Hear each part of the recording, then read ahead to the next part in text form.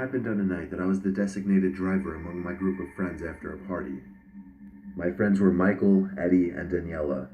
We live in the country, so anytime we wanted to go to the bars or parties, we'd have to travel long distances. That's why it's such a big deal for one of us to be sober enough to drive. We were driving down the 513, which is an unlit highway littered with the occasional house or two, but mostly forest. The road leads to town where most of the bars are. This story takes place on the way back from town. Daniela started to cry that she had to piss really bad. I told her she'd have to wait a while longer, but not gonna lie, I started to get the urge as well.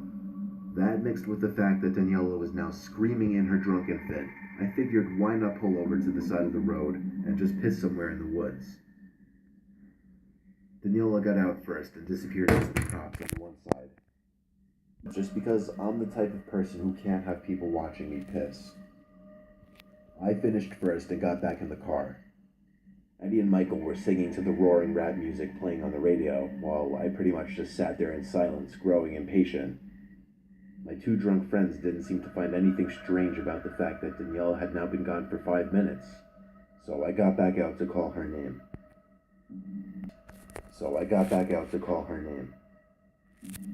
Michael has a much stronger voice than I, so when he screamed for her, it would be impossible for her not to hear. But still, she didn't call back. I didn't want to go in those crops, but I kind of felt like I had to since she's my friend, and I was the most aware at that moment. I forced Michael to come with, since I was afraid to go in alone. Eddie stayed in the car, he was just too far gone at this point. With the flashlight from my glove box, Michael and I pushed our way through the thick, overgrown crops, walking in the only direction we could think to go, straight away from the car. Michael was calling Danielle's name while laughing his ass off. I could understand why he was finding it funny in this condition, but I just wanted to make sure she was alright and get home. Over the sound of her own footsteps brushing crops aside, and Michael's laughter, I heard something else in the near vicinity. I put my arm out to Michael's chest to halt him. Now all that could be heard was the night breeze blowing through the crops. "What is it?" Michael whispered, to which I responded, "Shh." "That." Michael called out Daniela's name again. I joined in, figuring it was just her trying to sneak up on us and scare us. And again, the footsteps stopped.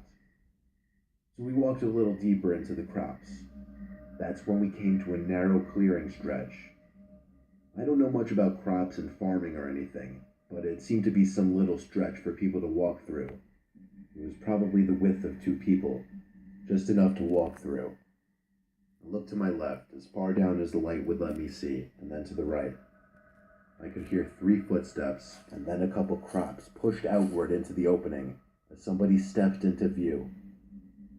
At first my light was only revealing their legs, so by default, under the circumstances, I assumed it was Michael. However, the light revealed it to be not Michael, but instead some random man who I'd never seen before. His facial features weren't clear enough to give a good description, but he did look friendly. I ran for it back in the only direction I remembered coming from. I guess I ran so fast that it only took me about 10 seconds. Eddie was passed out in the car at this point, so I didn't bother trying to get help from him. I was honking the horn to get Michael's and hopefully Daniela's attention.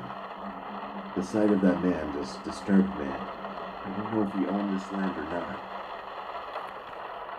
I continued to lay on the horn until finally, Michael came out of the crops, dragging Daniela, who seemed to be out cold. I got out to help him lift her back inside of the car and plop her on the seat. Michael pointed out the gash on her forehead, as if she had been struck with a heavy, sharp object.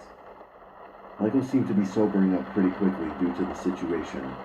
He advised I drive to the nearest hospital, which was 10 minutes away.